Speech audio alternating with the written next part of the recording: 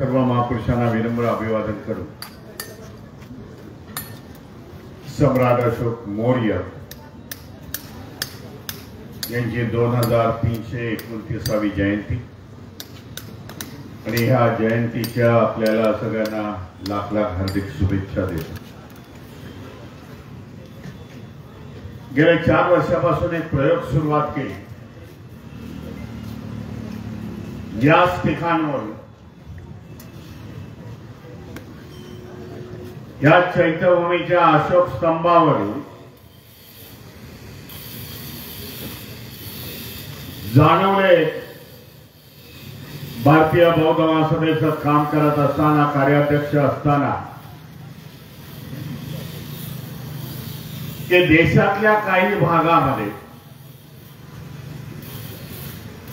आजचा दिवस सम्राट अशोकाची जयंती साजरी होते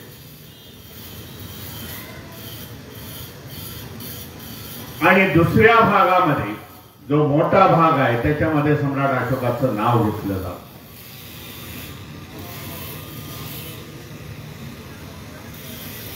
राजस्थान आणि ओरिसामध्ये मी बघितलं सम्राट अशोकाची जयंती होते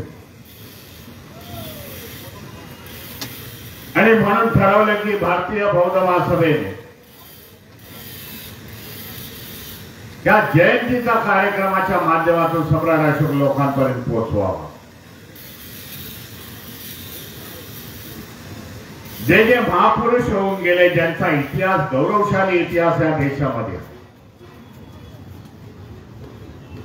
तो नेहमीच येथील व्यवस्थेने पद्धतशीरपणे गाडल्या घेण्यात, दाबण्यात आलेला, तीच घटना आज आपण बघितली तर सम्राट अशोकाच्या बाबतीमध्ये आपल्याला दिसून येते।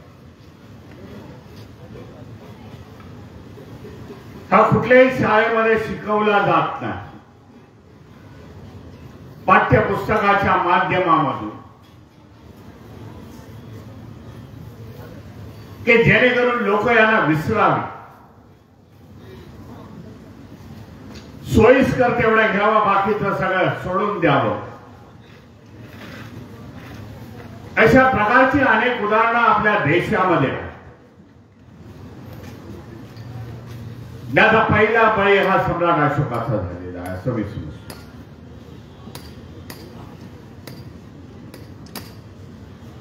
कारण मौर्य डायनेस्टीने 1200 वर्षे इथे राज्य करून देखील, म्हणजे सम्राट अशोकाच्या नंतरचे आलेले राजे, त्यांचा उल्लेख येत नाही, त्यांचा इतिहास लोकांना कळत नाही। जो वाचक वर्ग आहे, बौद्ध झालेला आहे, बाबासाहेबांच्या धम्मक्रांतीनंतर तो वाचण्यास सुरुवात करतो, परंतु इतर जनरल जे समाज आहे देशातला त्यांना ते कळत नाही। हा उद्देश लक्षामध्ये घेऊन ही जयंती, आज 4 वर्षाची जयंती, 4th वर्ष आहे।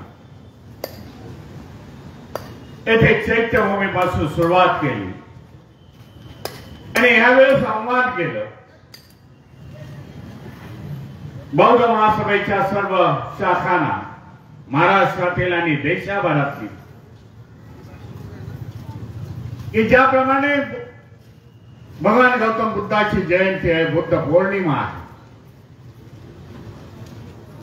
बाबासाहेब आंबेडकरांची जयंती आहे 14 एप्रिल आहे, त्याप्रमाणे त्या मोठ्या संख्येने सम्राट अशोकाची जयंती सुरुवात करा, की जेणेकरून सम्राट अशोकाच्या बद्दलची माहिती लोकांना येईल, देशाचा गौरवशाली इतिहास लोकांच्या समोर जाईल। सोने की चिडिया हे इतिहासामध्ये येतं, पाठ्यशाळेमध्ये येतं,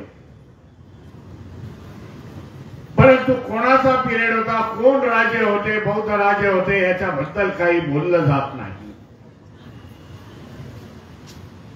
बौद्ध धर्म या देशामधून लयास गेल्यावरती त्या देशामध्ये अधोगती सुरुवात झाली।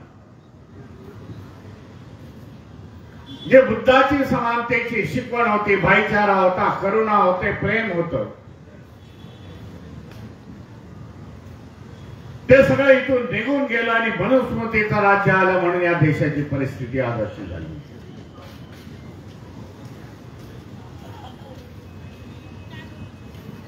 ज्या विदेशी प्रदेशाने, ज्या विदेशी देशाने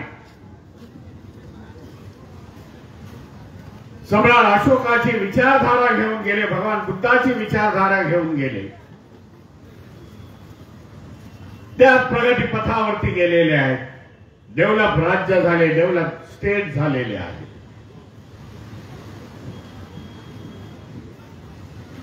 जे मगाशी मी सांगितलं की इतिहास दडलेला आहे सम्राट अशोकाचा. त्याचं एक चांगलं उदाहरण म्हणजे नंतर एक 6 महिन्यापूर्वी दिल्लीच्या एका कार्यक्रमामध्ये होतो. अलीकडचं उदाहरण महात्मा ज्योतिबा फुलेंची जयंती आहे 11 एप्रिल रोजी. हा एप्रिल महिन्यात आपल्यासाठी पवित्र आहे असं मी समजतो.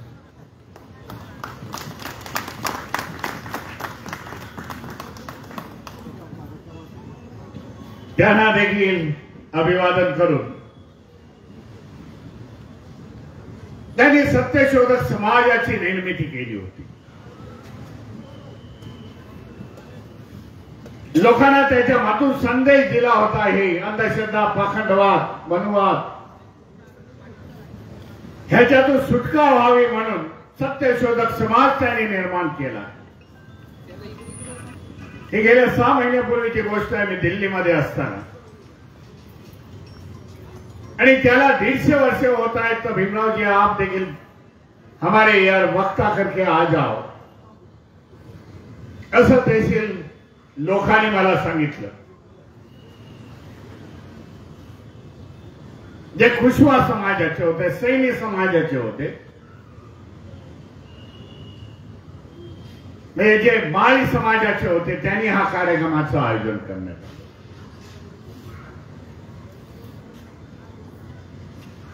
तेव्हा मी म्हणालो 150 वर्ष होत असताना महात्मा ज्योतिबा फुलेंची आपण संघटना चालू शकलो नाही. सत्यशोधक समाज की ज्याला 150 वर्षाचा इतिहास आहे. आम्ही लोक कुठेतरी कमी पडलो की आम्ही ही विचारधारा लोकांच्या समोर घेऊन गेलो नाही. आणि कालची आलेली जी संघटना, RSS संघटना, ज्या वर्षी त्यांना 100 वर्ष होत आहेत, ते आज जगभर पसरलेले आहेत, भारतभर पसरलेले आहेत.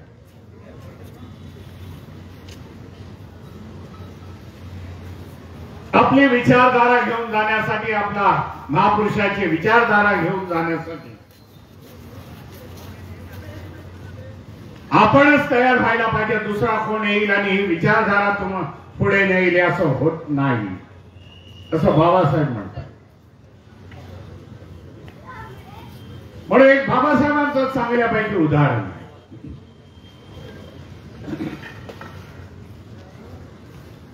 विद्यार्थी काळामध्ये युरोपामध्ये त्यांना विचारलं होतं, कोलंबिया युनिव्हर्सिटीमध्ये, की महापुरुषाचं निधन कधी होतं. त्यावेळेच्या त्यांच्या प्राध्यापक मंडळीचे ब्लॅकबोर्डवरती लिहिलं होतं आणि वाटत होतं की कोणतरी कंप्लीट करेल. बाबासाहेबांनी देखील वाचलं होतं. तेव्हा ते विद्यार्थी दशेमध्ये बघितलं. 2 दिवस झाले, 3 दिवस झाले, कोणीच कंप्लीट करत नाही. पहिल्यांदा विचार केला बाबासाहेबांनी की आपल्याला कशा हे सगळं उपद्व्याप करायचे, कोणताही प्राध्यापक येईल आणि कंप्लीट करेल. मग ते बाबासाहेबांनी 3-1 दिवसानंतर कंप्लीट केलं.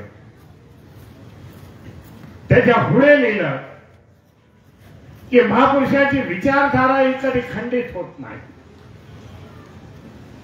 ही कधी नष्ट होत नाही, तर विचारधारा नेणारे जे लोक असतात ते खंडित होतात. विचारधारा पुढे जाऊ शकत नाही. त्यामुळे महापुरुषाचं निधन होतं असं बाबासाहेबांनी लिहिलं आणि त्याच्यानंतर बाबासाहेबांना तिथे चांगल्यापैकी गौरव वगैरे शाबासकी वगैरे मिळालेली आहे. बौद्ध धम्माचं देखील हेच झालेलं आहे. जेव्हा बौद्ध धम्म लयास गेला त्याची कारण सांगणार नाही कारण वेळ नाही. ह्या देशातून लुप्त झाला, जी प्रतिक्रांती झाली त्याच्यामुळे लुप्त झाला. हे भगवान गौतम बुद्धाचे विचार, धम्माचे विचार हे पुढे जाऊ शकले नाहीत. पुढे नेणारा वाहक निर्माण झाले नाही. जे काही बौद्ध भिक्खू होते ते आपली कत्तल होईल त्यामुळे ते युरोपामध्ये पळून गेले, मध्य एशियामध्ये पळून गेले. तेथे बौद्ध धम्म हा वाढला. म्हणून विचाराचे वाहक होणं खूप गरजेचं आहे. आज या सम्राट अशोक मौर्य यांच्या जयंतीच्या माध्यमातून आपण देखील तेच करतो. राजाचा गौरवशाली इतिहास आहे. सम्राट अशोकाच्या नंतर एवढी महासत्ता कधी झाली नाही. एवढा मोठा राजा कधी झाला नाही. एवढं मोठं साम्राज्य कोणी निर्माण करू शकला नाही.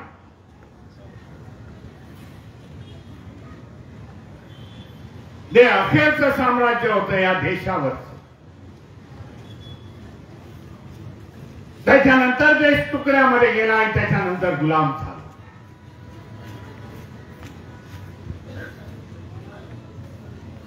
म्हणून आपणच आपला इतिहास हा समजावून घेऊन दुसऱ्याला सांगण्याची गरज झाली. म्हणून अशा प्रकारे हे जयंतीचे कार्यक्रम भारतीय बौद्ध महासभेच्या वतीने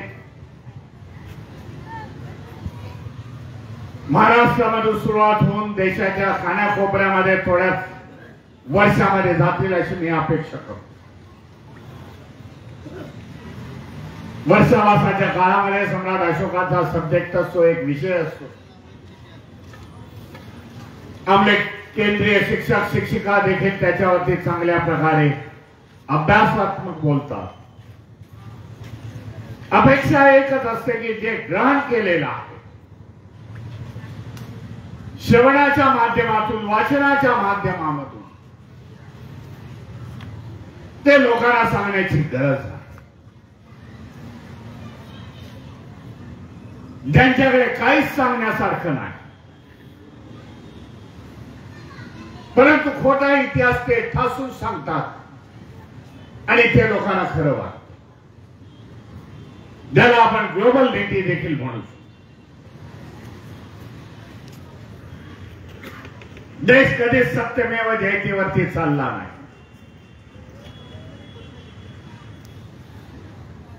देशाच्या राज्यकर्त्यांनी देखील सत्याला कधी समोर झालं नाही, गेलं नाही. खोट्याचा इथे गौरव झाला म्हणून देशाची प्रगती झाली नाही असं माझं म्हणणं आहे.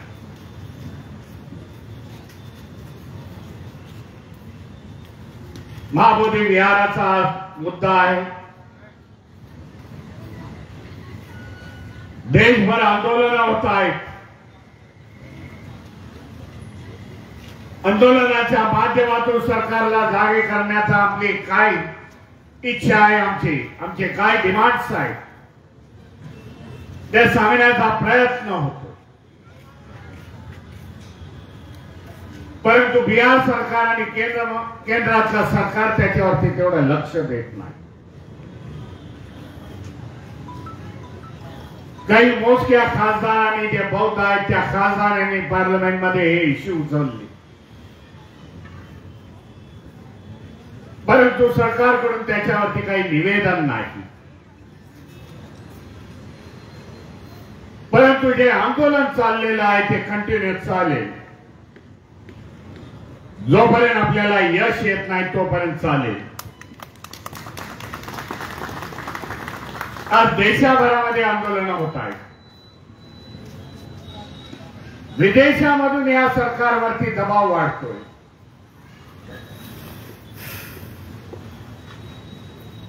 एका बाजूला देशामधल्या मायनॉरिटींना दाबण्याचा प्रयत्न होतोय. जे 2 दिवसापूर्वी वक्फ बिल पास झालं, वक्फच्या जमिनी हे त्यांच्या बापदादाच्या जमिनी आहेत. ते राजे महाराजे होते, संस्थानिक होते. 700 वर्ष त्यांनी राज्य केलं या देशावरती. त्या जमिनी ह्या वक्फ बोर्डाच्या आहेत. वक्फ बोर्ड निर्माण झालं, पण मेजॉरिटीच्या ह्याच्यावरती सरकार निकाल पार्लमेंटमध्ये त्या काढून घेतल्या. मग एका बाजूला मुस्लिम असेल, बौद्ध असेल, त्यांच्याबद्दल देखील या सरकारची कूटनीती चालू आहे. पण आम्ही आंबेडकरवादी आहोत. सरकारला, मग केंद्र असेल, स्टेट असेल, त्याला उरून पुरून हा संदेश देण्यासाठी आज आंदोलन चालू आहे. येणाऱ्या, जसं वानखेडेने सांगितलं, येणाऱ्या 15-16 प्रकाश आंबेडकर, बाळासाहेब आंबेडकर तिथे जात आहेत. जनता दलाच्या काळामध्ये हे त्यांचे मित्र होते, लालू प्रसाद यादव, नितीश कुमार वगैरे. त्यांच्याशी संवाद साधून याच्यामध्ये काय मार्ग निघतोय का? आंदोलनाच्या ठिकाणी व्हिजिट करणार आहे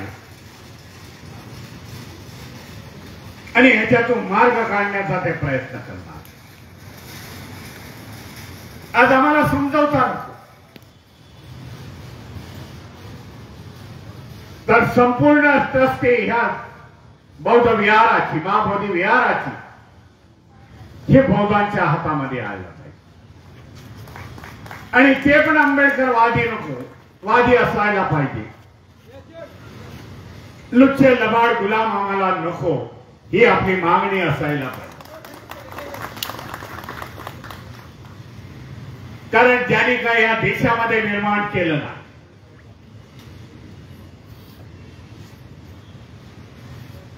ज्यांचा जन्म यज्ञ, होम, हवन ह्याच्यामध्ये झाला, पशुबळीमध्ये झाला,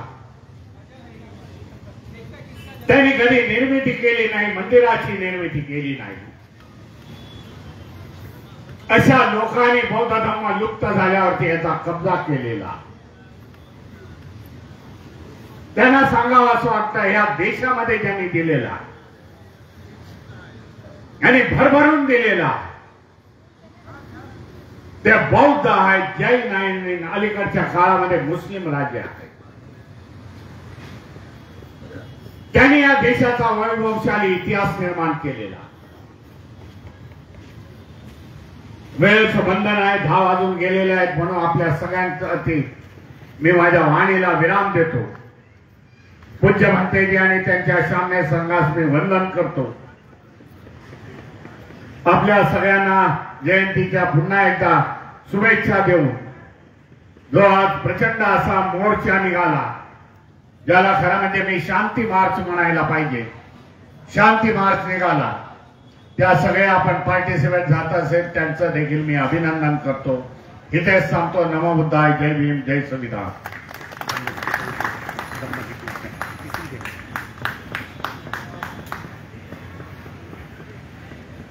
बौद्धांची लिपी ही धम्मलिपी आहे, पाली आहे, धम्मलिपी आहे.